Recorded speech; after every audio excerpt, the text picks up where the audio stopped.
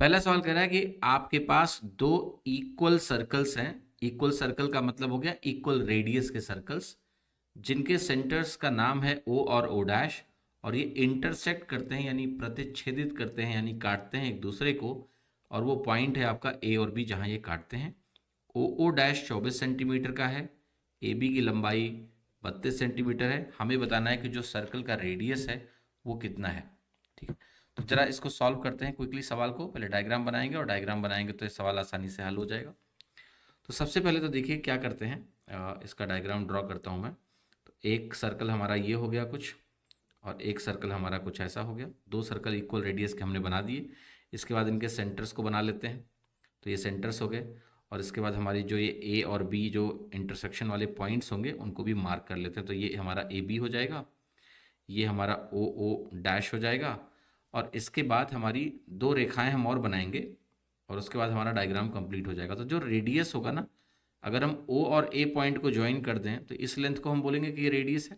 ठीक है, इसमें कोई डाउट नहीं होना चाहिए। ये ए पॉइंट मतलब जो पॉइंट ऑफ इंटरसेक्शन है ना, ये वाला पॉइंट, ये ए पॉइंट है यहाँ पर, पॉइंट ऑफ इंटरसेक्शन जहाँ हो रहा है, तो ये हमारा रेडियस हो जाएगा। अब देखो ये 90 डिग्री का कोण बनेगा, सिमेट्री है, और ये सेंटर है, सेंटर से ये कॉर्ड है ना। ए बी क्या है, ए बी एक तरह की जीवा है, ये जीवा है, कॉर्ड है, और सिमेट्री की वजह से ये कोई और एंगल नहीं हो सकता क्योंकि दोनों सर्कल सेम है ना।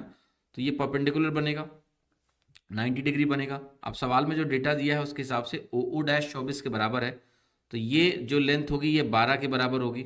अगर इस पॉइंट को मैं एम बोल देता हूँ लेट से, तो ओ एम 12 होगा, और ए एम की वैल्यू 16 हो जाएगी। टोटल पूरा 32 है, और ये जो 32 की लेंथ है ये बराबर डिवाइड हो जाएगी, तो ये 16 16 बनेगा, ऐसे ही ये 12 12। ठीक है, इक्वल होगी ये लेंथ भी, सिमेट्री है, सर्कल दोनों सेम है, सेम रेडियस के हैं। ठीक है, तो ये 12 बनेगा। अब मुझे आर की वैल्यू को सॉल्व कर लेना है, तो यहाँ तो देखो पाइथागोरस लग जाएगा कि आर की value root of 12 square plus 16 square के बराबर है। आप कहोगे 12 का स्क्वायर 144 होता है, 16 का स्क्वायर हमारा 256 होता है, टोटल 400 होता है, 400 का स्क्वायर रूट क्या होता है, 20 के बराबर होता है। आर की वैल्यू हमारी 20 यानी 20 सेंटीमीटर के बराबर आ गई। आंसर हमारा क्या हो गया, डी।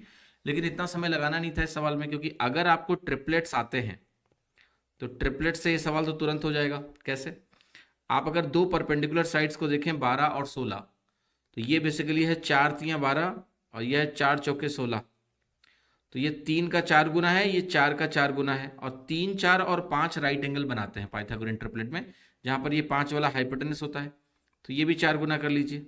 तो ये 3 4 5 से बने हुए पाइथागोरन ट्रिपलेट है, 4 4 गुना करके। तो आर की वैल्यू हो गई 5 चौके 20, सीधे हमने क्या लिखा 20 सेंटीमीटर, और 20 सेंटीमीटर आपका करेक्ट आंसर।